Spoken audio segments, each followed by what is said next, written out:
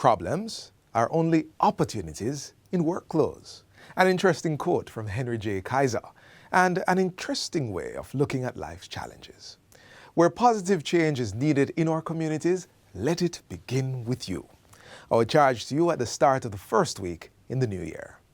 As we peruse the pages of Jamaica Magazine today, we continue to get the facts on the important matters concerning our personal and national development. We here at the JIS thank you for joining us for this half-hour journey inside Jamaica Magazine. I'm Theodore Henry. Stay with us.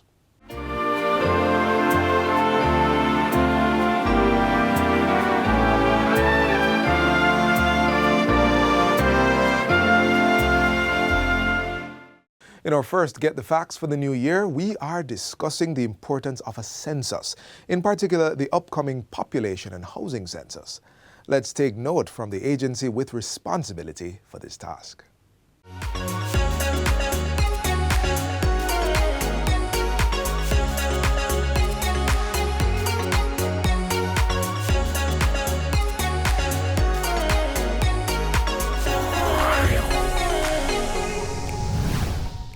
Welcome to Get the Facts, the program that provides you with information on government's policies and initiatives. I'm Rose Campbell. The 2022 Population and Housing Census begins in April, and today we break down some of the components of the process. To give us the details is Director General of the Statistical Institute of Jamaica, Carol Coy. Ms. Coy, welcome to the program. Thanks for having me. So the last census was in 2011. Yes, it was. Why are we doing another census, and how often should we do a census? So internationally, all countries over the world do a census every 10 years, most countries. And so Jamaica did its last one, as I said, in 2011. And so we are now doing one. It was due in 2021, you'd have realized 10 years, but because of COVID, it was postponed to 2022. The issue is what the census does. The census looks at the Jamaican population. It counts the Jamaican population, look at its characteristics. So in 10-year intervals, because what happened in 2011, we know things have changed significantly. A number of housing units have gone up, and so you need to take account as what has happened since 2011. Right. So what are you looking for? What are you collecting? What kind of information? Okay, so we are collecting on the population. So it's both a population and a housing census. So on the population, you're looking at the size of the population, the age of the population, the sex of the population, male, female. You're looking at their education attainment, their employment, their religious affiliation, and a number of characteristics. When you look at the housing, you need to look at the housing stock to see what Jamaica's housing stock look like. You need to see how Jamaicans are living, their access to electricity, their access to water, their access to garbage collection. And critical, which showed up during the pandemic, was our access to internet. Because you would have realized that after we went through to have education online, we realized that a significant number of children didn't have access to internet. And so it's a census that will give you this detailed information as to what is happening. Okay, so who are you targeting? We're targeting everyone in Jamaica. The population census counts everyone from the old to the very young.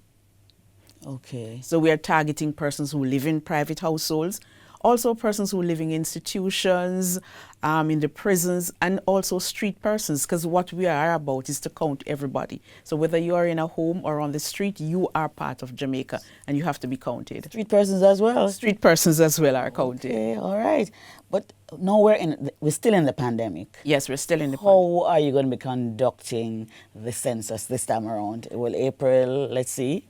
How are we going to be doing it? Yes, so the pandemic has really, at starting, we have had to shift our mode of how we operate. The first one is training.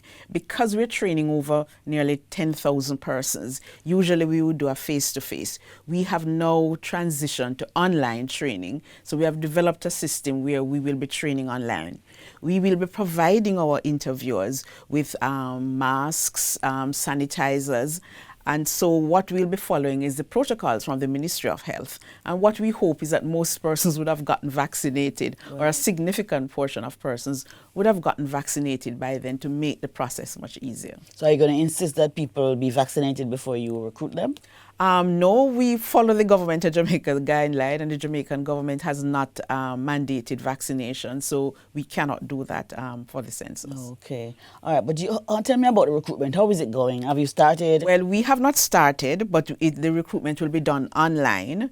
So persons will have to apply on the Statin website, and they'll have to do a pre-employment test online. This is the first census that will be using tablets. So persons have to be familiar with an instrument, and this is why we are moving to go online for persons to apply. Okay. So tell me now, why are you really collecting the data? Why is it so important? Okay. For any modern society. You know, Jamaicans don't want I know. It is an issue that we all face. Yes. In any modern society, both government, business need to understand what the population is like. So government, for it to plan. So for example, to plan for schools, to plan for health centers, to look and see if your hospitals are adequate, you need to know the number of persons, and you need to know where they are living, because our hospitals or fire stations would have been built long ago.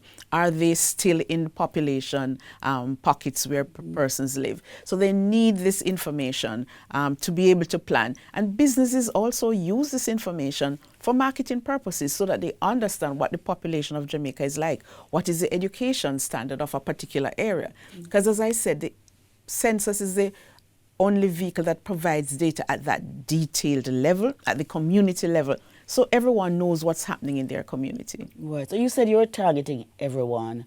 What were your numbers like last time? Well, the numbers last time, I think it's about 2.7 million persons was what we ended up with. So we do a count, and we know we might miss some persons, so we go back into the field for something that is called a post-enumeration census.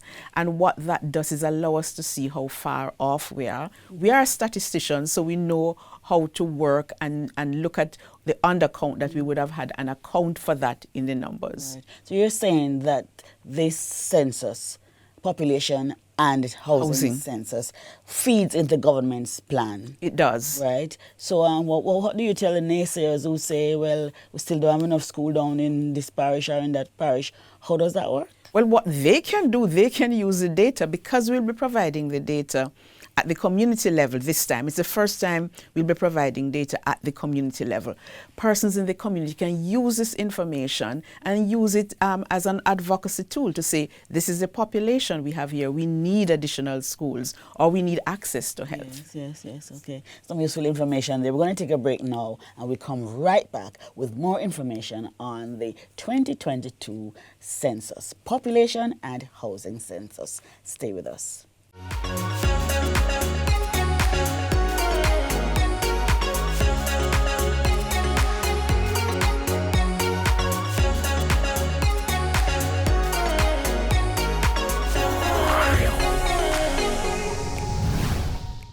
We're being very cautious in reopening, and just to be clear, we're not going to shut down again. And with that focus, the Office of the Prime Minister in 2021 delivered programs to get the economy back in full swing.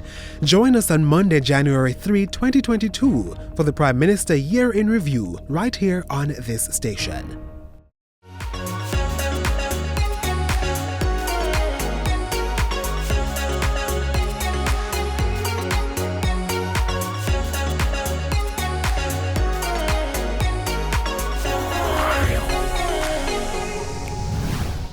Welcome back to Get the Facts. We're discussing the 2022 population and housing census with Director General of the Statistical Institute of Jamaica, Statin, and she's Carol Coy.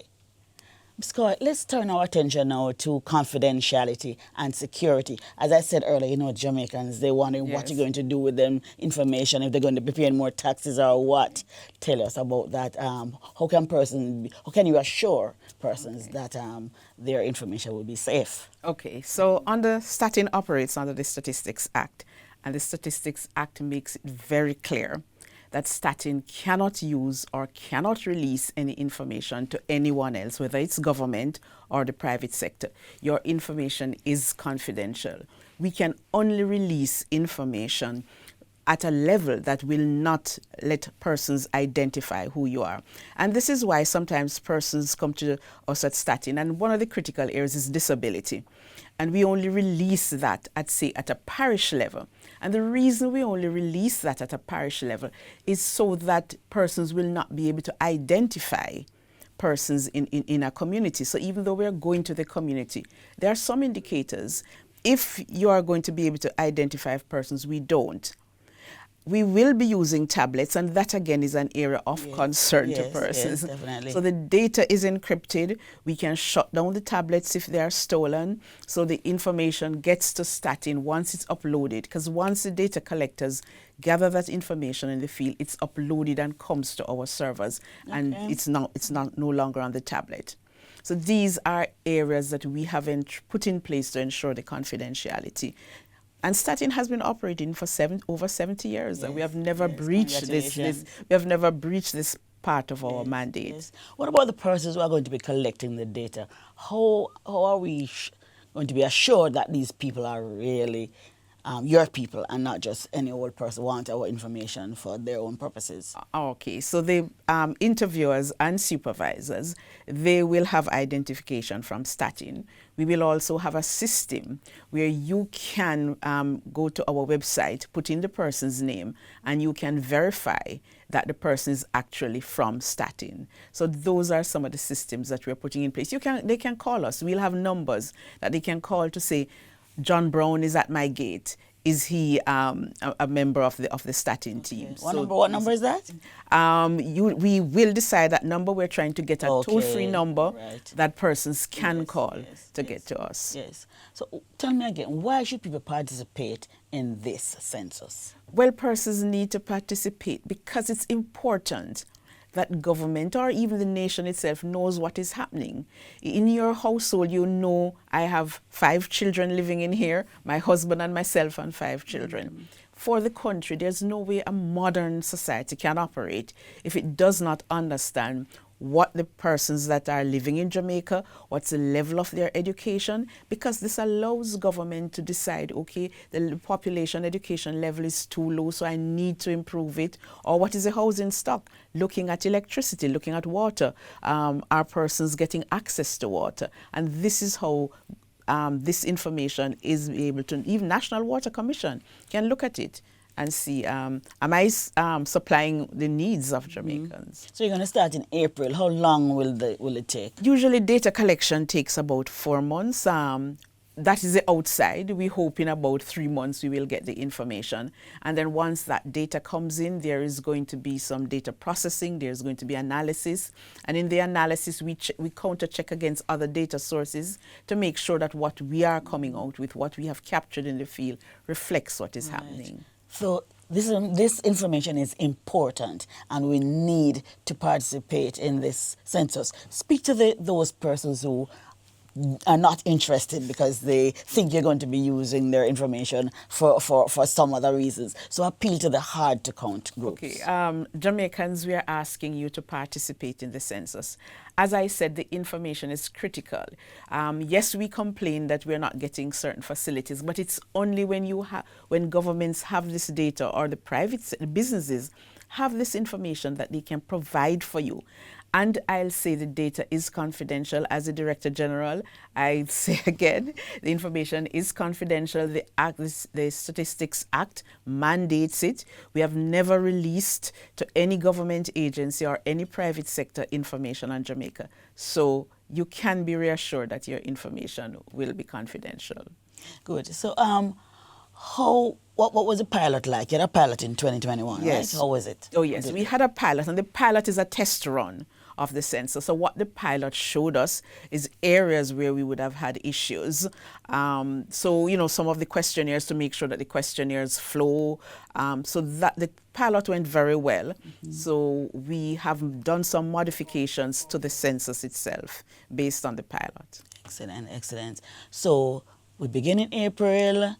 We're not sure how, it's 4 months. We're going to be running for 4 months. Yes. And we're encouraging persons to be counted. Yes. Yes. And any final word for our listeners of yours? Just for Jamaicans to understand, we all want to be modern. all modern countries do census. We all were aware the US did it in 2020. So as part of that, in order to improve your country, you need to participate in the census. You definitely need to participate in the census, be counted, and help our government to provide for us all as Jamaicans. This has been Get the Facts, and our guest was Director General of the Statistical Institute of Jamaica, Carol Coy. Thank you so very much for watching, and until next time when we have more useful information, I'm Rose Campbell. Take good care.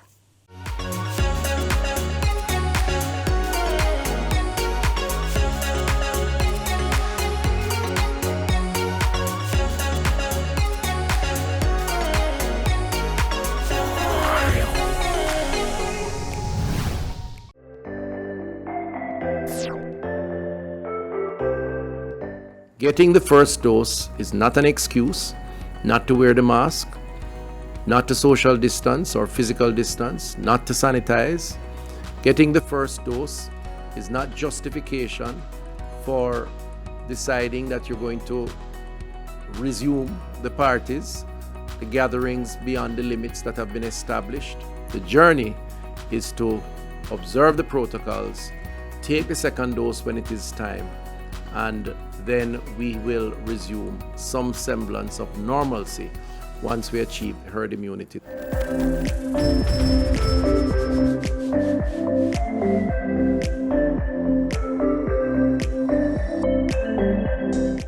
Regular exercise is important to keep you fit and healthy, and while keeping up with the routines and the regimes can be challenging, engaging in a sporting activity like gymnastics can help. This sport is growing in popularity in Jamaica, so let's see how you can get involved either for recreation or as a competitive athlete.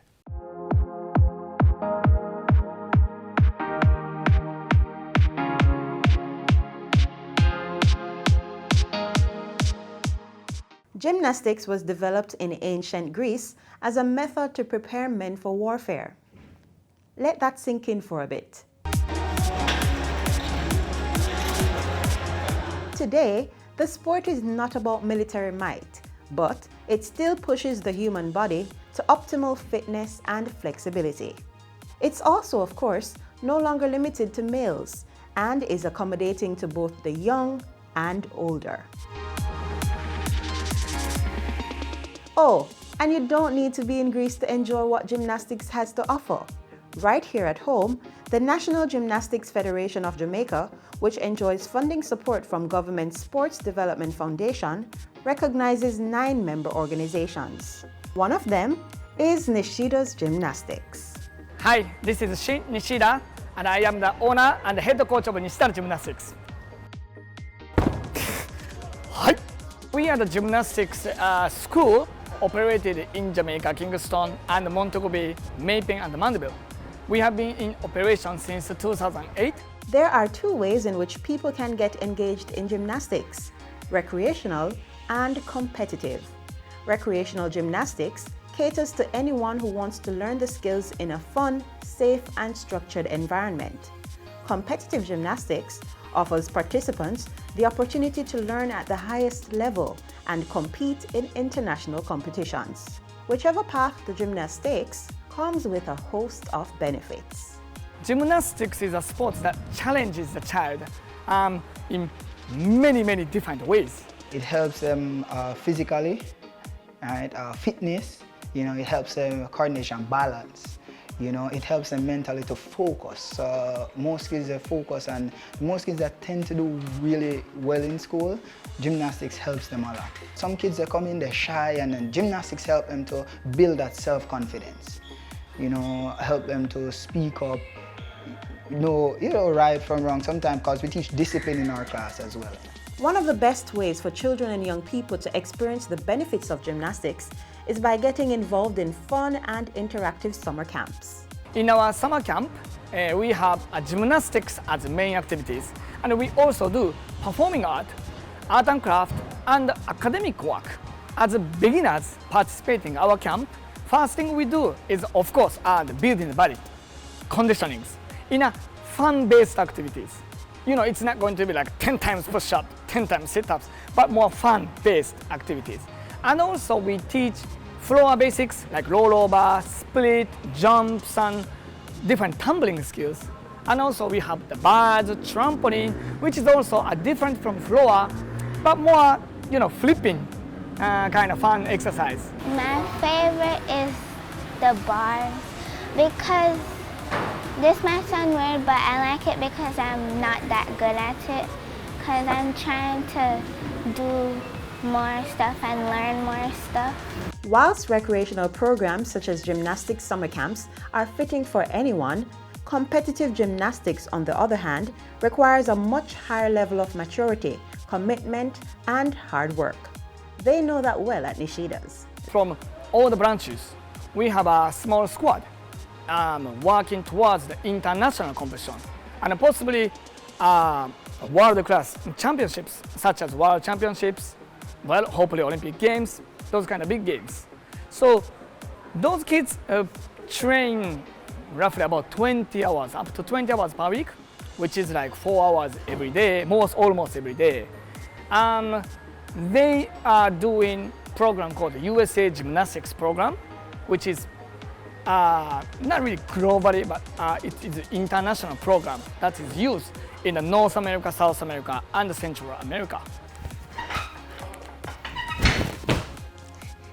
Hi, my name is Sarah Mongal Singh. Welcome to Nishida's Gymnastics, Mandeville. Sarah started like 4 to 5 years ago. She started move up drastically to junior, to NGR stars, and now she's at the USAG level. Sarah received a Golden Gymnast Award. That's for grading to see how well she has been doing throughout the term.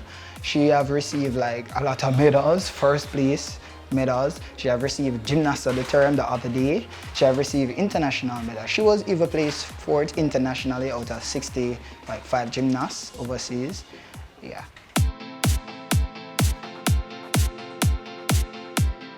Hi, I'm Corinne. Welcome to Nishida's Gymnastics, Montego Bay. Corinne has been progressing so well from where she started to where she is now. She's actually training for level 5 USAG, in which she has her overseas competition coming up in January at Orlando. Now and then we have basically like an in-house Olympics in which she received the strongest gymnast award. She received also the most flexible gymnast award. Also, she's actually a part of the Jamaica national team now. Though gymnastics has proven to be quite beneficial for both recreational and competitive gymnasts, it is important to note that there are inherent risks in the sport that can only be controlled and kept to a minimum with proper supervision and coaching best practices. Once gymnasts and coaches are able to exercise safety at all times, the benefits for participants are endless. I learned patience because, sometimes it's not your day, so you have to wait until it's your day and you have to keep working hard to achieve success. I've seen a lot of improvement and hard work and self-motivation. She's presently here at Nishida's, 3 years now. The kids here at Nishida always look up to her. She's very hardworking. What I've learned through gymnastics is that it teaches you confidence, because if it wasn't for gymnastics, I would be standing right here, right now, giving this speech, this interview. So I would say it has really given me confidence. It has really taught me, discipline. It has a lot of fundamental values to it. And I would say one more thing is, hard work really pays off. And once you stick to it and consistency, you'll make it.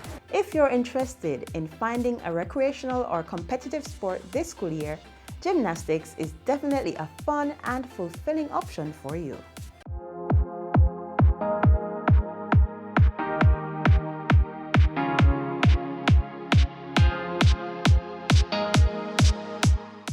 Criminal minds think they are cunning. The major organized crime and anti-corruption agency have them running. Your friend a show come scam. Take time running. Because we ready for the ops. Drive up on your block. Step out now me block. Cyber take about your laptop. Pull up every lock. No evidence to drop. We put it in a cuffs and now we have the underground. Sin you say scam, you better look out for. When you move corrupt, better look out for. Please say you get wet, look out for. Look out for. Look out for. From you say scam, you better look out for. When you move corrupt, better look out for. Please say you get wet, look out for. Look out for. Look out for. The proceeding was brought to you by MOCA, the Major Organized Crime and Anti-Corruption Agency, with the kind support of NIA and USAID. MOCA! MOCA!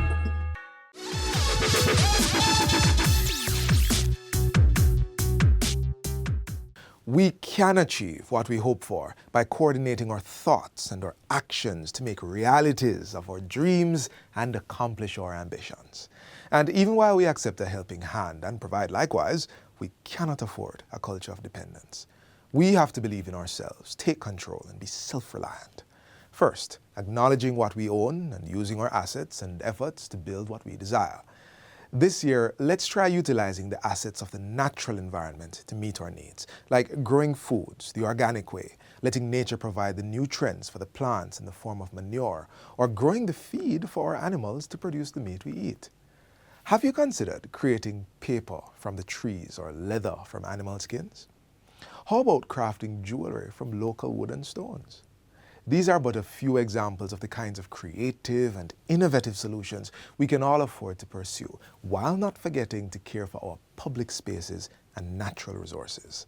Let's all draw on the power of self-reliance to make Jamaica the place of choice to live, work, raise families, and do business.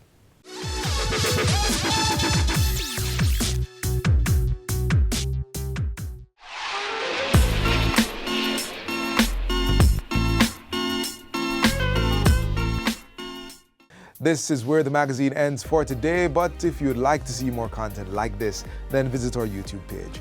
We also have all the latest news and updates on our social media pages and on our website, which you can find at jis.gov.jm. On behalf of the entire production crew, I'm Theodore Henry. Thanks for watching.